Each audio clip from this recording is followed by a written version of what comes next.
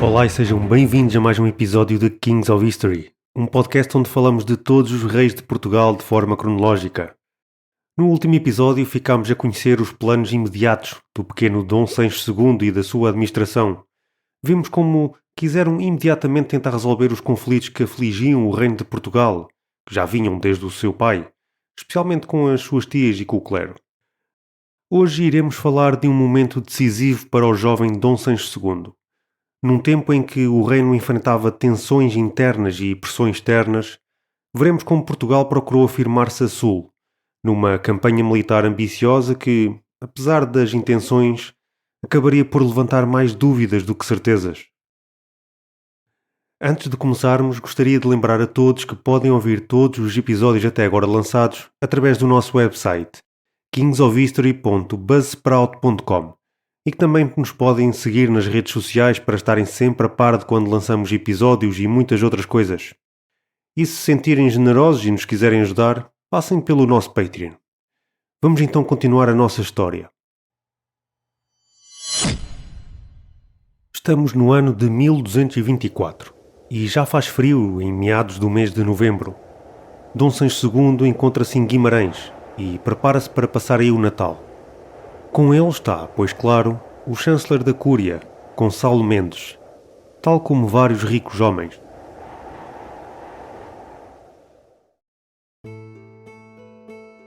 Nesta altura são passados e confirmados vários diplomas, apesar de forma um pouco irregular.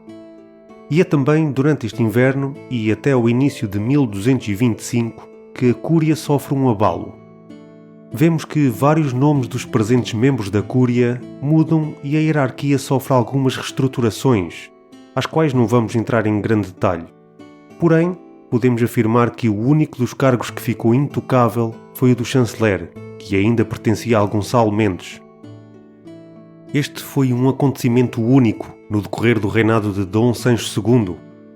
Mas o que motivaria este grande abanão nos cargos de maior importância do reino, à exceção do próprio rei e do chanceler? Podemos dizer com algum grau de certeza que a ida de Dom Sancho II a Guimarães não seria uma paragem rotineira como muitas das outras. De facto, é quase certo que esta deslocação serviu para reunir todos os elementos da Cúria, numa espécie de reunião. De uma forma geral, nesta reunião há uma transferência de poderes dos cargos da Cúria de umas famílias para as outras, como por exemplo dos Sousões para os Braganções, de Trás-os-Montes. Esta última é uma das famílias que joga em várias equipas. Isto porque, por um lado, dá o seu apoio à instituição que é a Casa Real Portuguesa, mas por outro também dá o seu apoio à Casa Real Leonesa.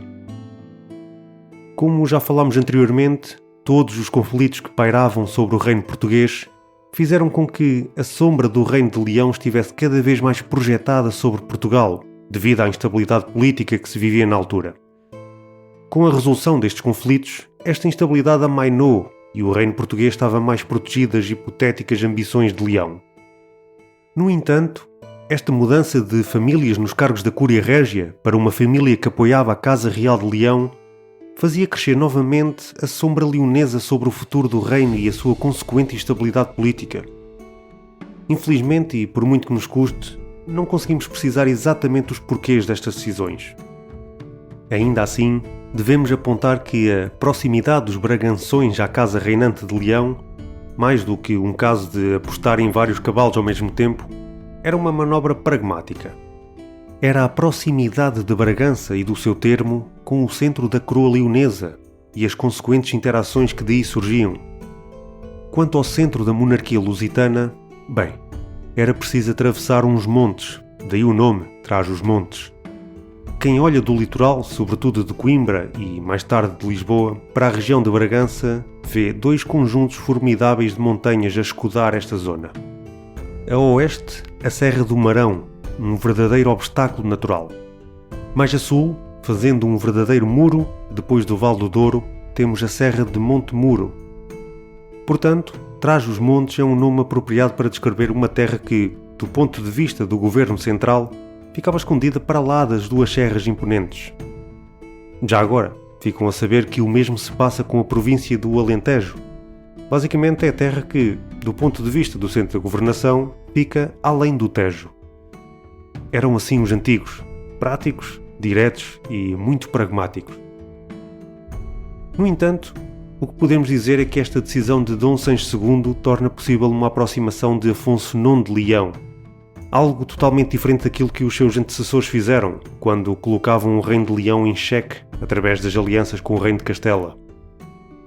Esta aproximação pode-se confirmar através das doações, por parte de Dom Sancho II, do mosteiro de Tojo-Jotos, na Galiza, e da vila de Paredes.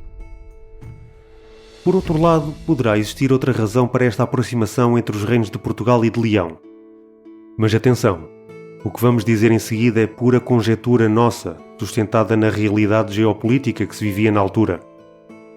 Nestes meados da década de 1220, existia o perigo de o rei Fernando III de Castela, filho do Afonso IX de Leão e de Berengária de Castela, unir por via da herança ambos os reinos, possibilitando assim a criação de um potentado que ocuparia toda a zona central da Península Ibérica e seria, com certeza, uma ameaça por si só a todos os restantes reinos cristãos na Península, mais propriamente Portugal e Aragão, e até mesmo Navarra, lá no cantinho junto aos Pirineus Ocidentais.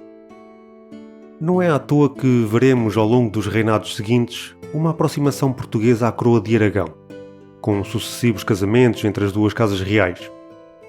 O princípio estratégico é o mesmo que guiou Dom Afonso Henriques, Dom Sancho I e Dom Afonso II quando procuraram estreitar laços com Castela no sentido de suster Leão.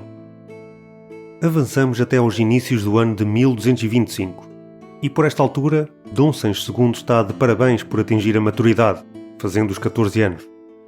Este recebe como prendas um açor, uma ave de rapina e muito semelhante a um falcão, 300 morabitinos e um borrego.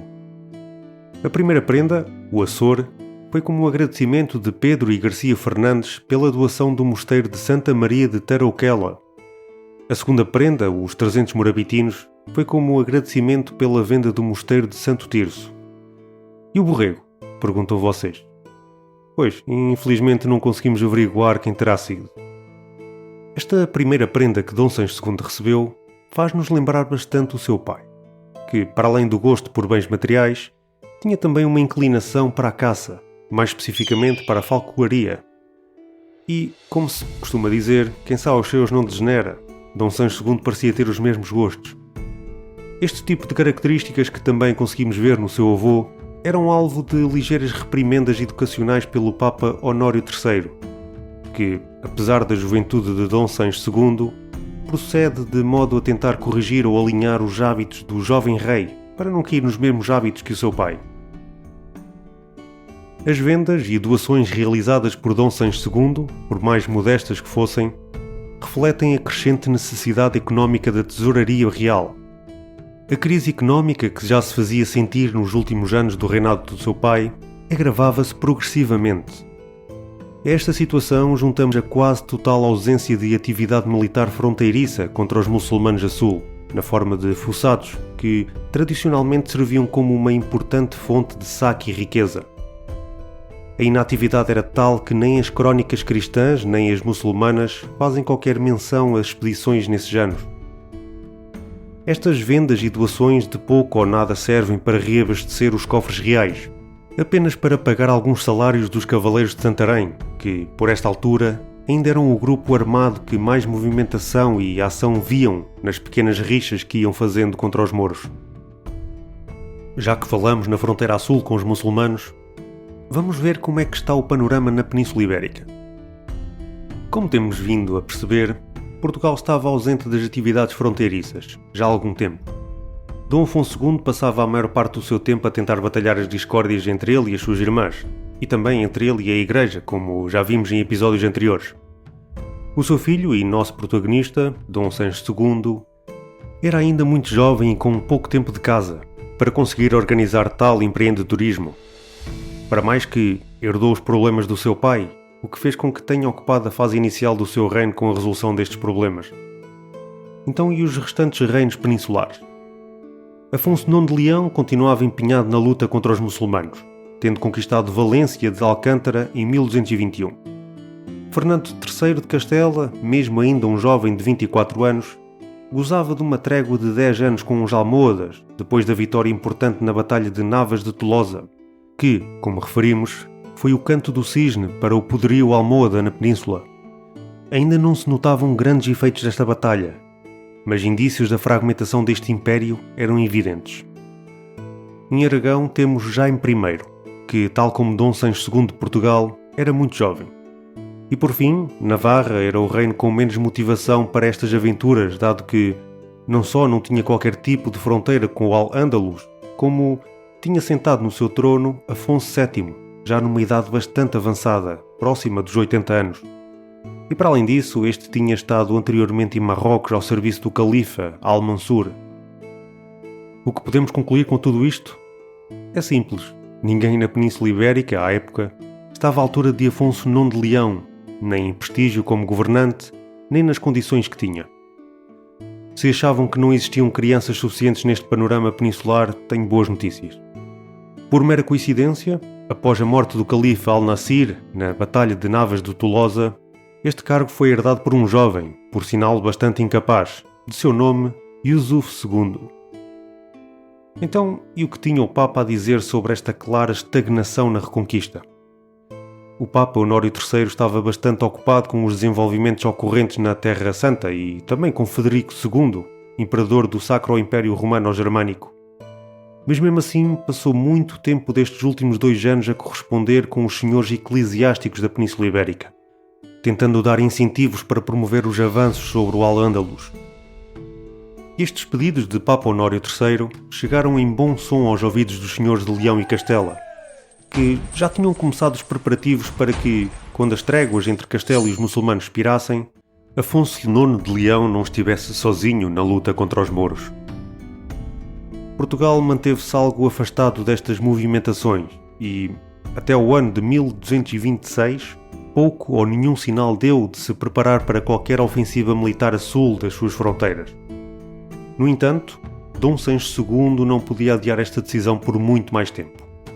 Com Leão e Castela prontos a avançar sobre terras muçulmanas, incluindo territórios a sul do Tejo, o risco de ver estas regiões conquistadas pelos seus vizinhos era real. Tal cenário poderia cortar por completo as ambições portuguesas de expansão para sul e, pior ainda, deixar o reino sem qualquer fronteira direta com o Al-Ándalus. Para um reino que procurava afirmar-se na península, esta hipótese era preocupante e inaceitável. As fronteiras entre Portugal, Leão e o Al-Ándalus continuavam pouco definidas, como sempre tinham sido. Em vez de linhas fixas, estas zonas eram marcadas por vastas áreas agrícolas controladas por grupos armados de cada lado, que faziam incursões, os tais fossados, ao território inimigo sempre que podiam. Entre estes grupos existiam grandes áreas de terra aparentemente sem dono, onde por vezes se encontrava um castelo que podia mudar de mãos com frequência, dependendo do sucesso que um lado tinha ao entrar pelo território adentro do outro. Portugal dispunha de membros profissionais das ordens militares que, apesar de não serem muitos, eram tenazes e com um vasto conhecimento tático e geográfico. Mas não só de homens era feita a presença portuguesa no sul do reino. Existia uma linha longitudinal de castelos que vinha de oeste para este, que incluía Alcácer do Sal, que tinha sido a única conquista de renome no reinado de Dom Afonso II, Monte Moro Novo, Évora e ainda Marvão. Este último estava um pouco desviado para norte desta linha, devido às ameaças muçulmanas vindas de Badajoz e de Elvas. Podemos imaginar uma linha que vem do Atlântico, em direção a Alcácer do Sal, passa por Monte Moro Novo e Évora, depois chove até Marvão e acaba perto da Serra de São Mamede. Esta era a presença portuguesa no sul do reino, que, embora formasse esta linha imaginária, tinha a sul do Tejo vastas terras sem ninguém. Mas vamos voltar ao panorama da Reconquista e falar um pouco sobre o objetivo de Afonso IX de Leão. Era claro que tomar o reino taifa de Badajoz era uma prioridade, mas para isso era essencial tomar a cidade de Cáceres, que já era há muito um bastião fundamental de defesa deste mesmo reino a par de Badajoz. Badajoz foi e continua a ser o centro das atenções de vários monarcas cristãos. Deverão lembrar-se que, em anos anteriores, os almohadas fizeram uma aliança com o pai de Afonso IX, Fernando II de Leão. para evitarem a conquista daquela cidade pelo reino português, ao comando de Dom Afonso Henriques. Como estávamos a falar, Afonso IX de Leão tinha Badajoz como objetivo, mas para isso precisava de tomar a cidade de Cáceres, o que já tinha tentado 2 vezes em anos anteriores, mas sem sucesso. Agora, em setembro e outubro de 1225, volta a fazê-lo e, mais uma vez, não consegue sair vitorioso. Por outro lado, quem teve bastante sucesso foi Martim Sanches, alferes-mor do rei de Leão, e quem estiver mais recordado deverá lembrar-se deste nome como um dos filhos de Dom Sancho I de Portugal.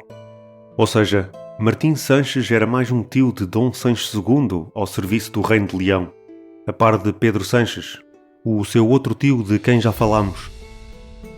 Martim Sanches organizou ao serviço de Leão um fossado de proporções gigantescas à grande e muito evoluída cidade de Sevilha.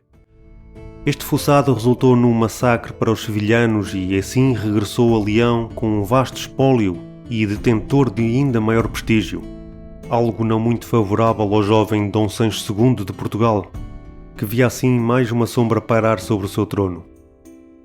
Avançamos agora para o início do ano de 1226. Afonso IX de Leão, com 54 anos, tinha agora novos planos e preparava uma nova campanha de conquista a sul. Desta vez, a estratégia tinha mudado. Em vez de atacar diretamente Cáceres, como fizera nos anos anteriores, o objetivo passava por tomar Badajoz, e para isso Afonso IX precisava da colaboração de Dom Sancho II de Portugal. Esta operação foi planeada de forma extremamente concertada e conjunta, e o plano era claro.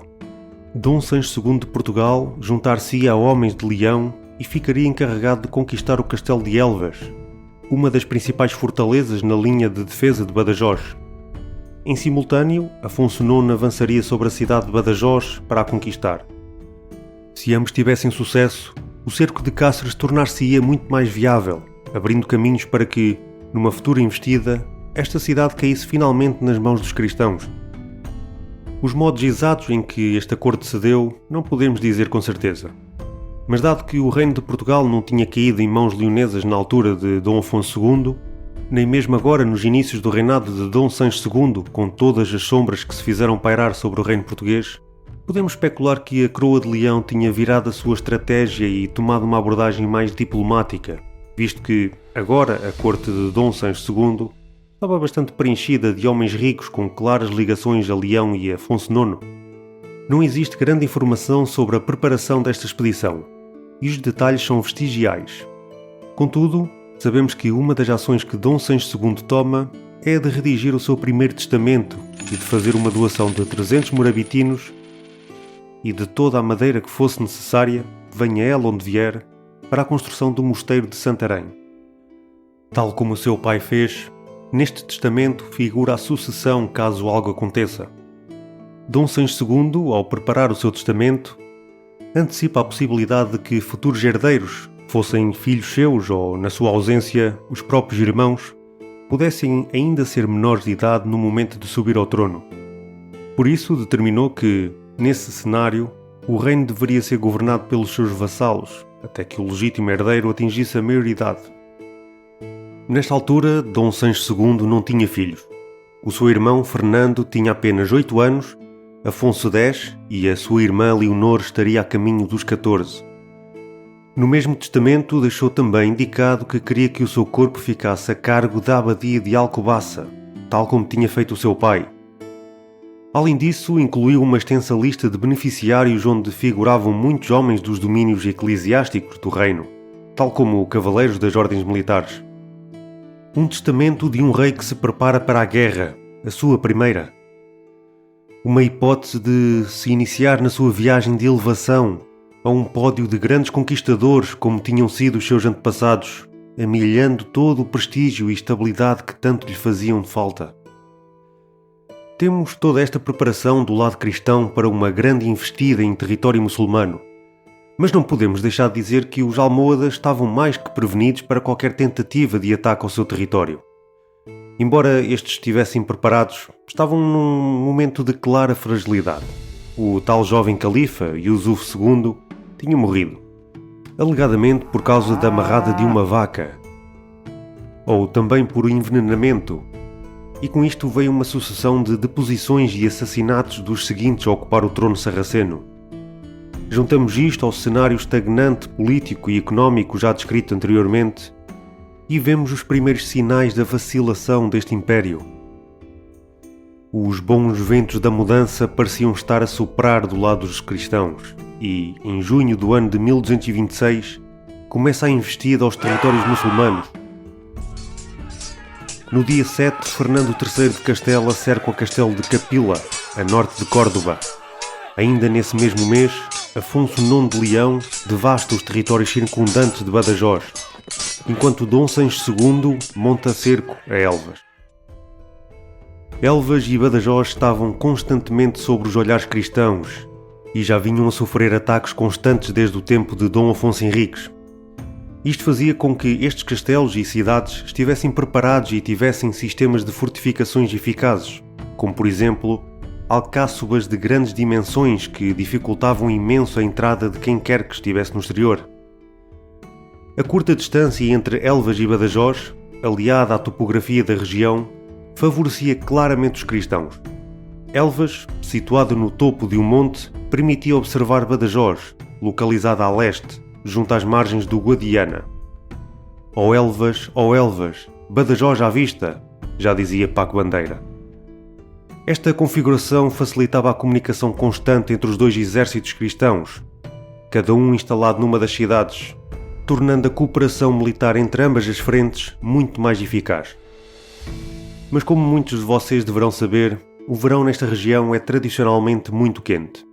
E devido às fortificações eficazes destas praças, os cercos adivinhavam-se longos. Pouco ou nada se sabe sobre as movimentações no campo leonês durante o cerco de Badajoz. Contudo, no lado português, sabemos quem participava nele por causa da emissão de um diploma a 29 de julho com o nome In Obsidiana de Luis, que é como quem diz, no cerco de Elvas. Este diploma foi subscrito pelos grandes nomes do exército que cercava Elvas. Através deste diploma, conseguimos perceber quem acompanhava o rei de Portugal.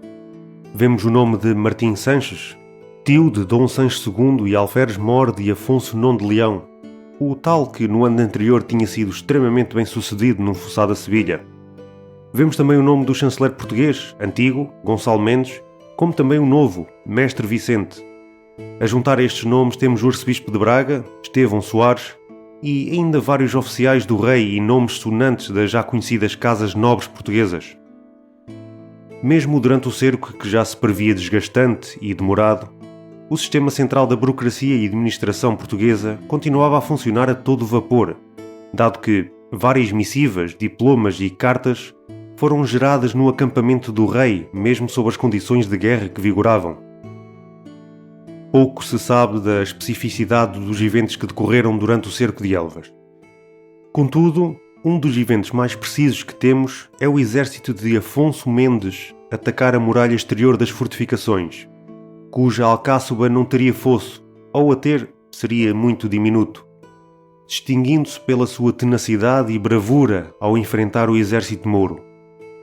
Numa doação feita entre 29 e 31 de julho, a este mesmo Afonso Mendes, do Couto de Paredes, no Val de Sousa, Dom Sancho II escreve: Pelo muito bom serviço que tu, Afonso Mendes, me fizeste, sobretudo em Elvas, onde entraste nos fossos, expondo por mim o teu corpo à morte.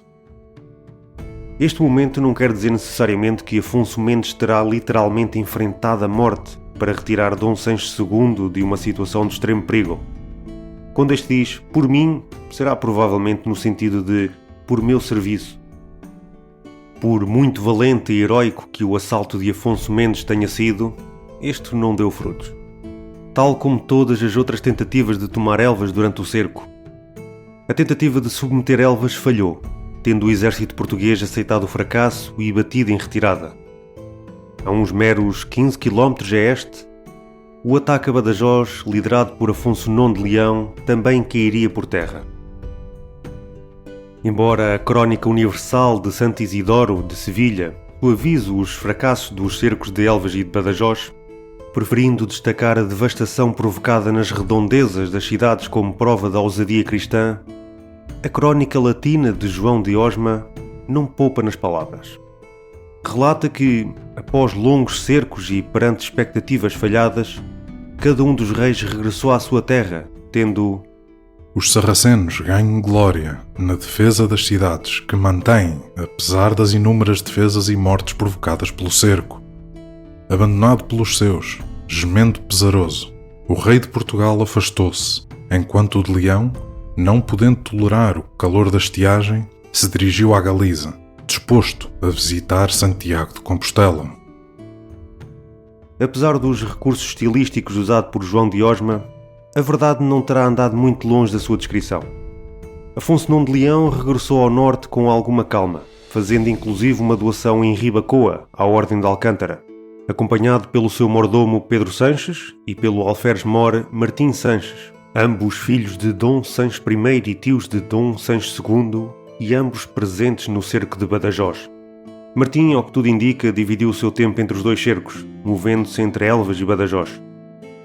Quanto a Dom Sanches II, o seu paradeiro após a retirada permanece incerto durante quase um ano, e até junho de 1227 perde-se completamente o rastro do rei.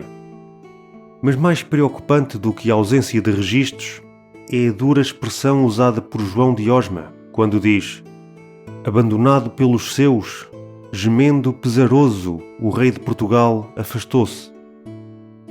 Teria, de facto, Dom Sanches II sido deixado para trás pelos seus homens de confiança? Teria perdido o apoio da sua hoste num momento crucial?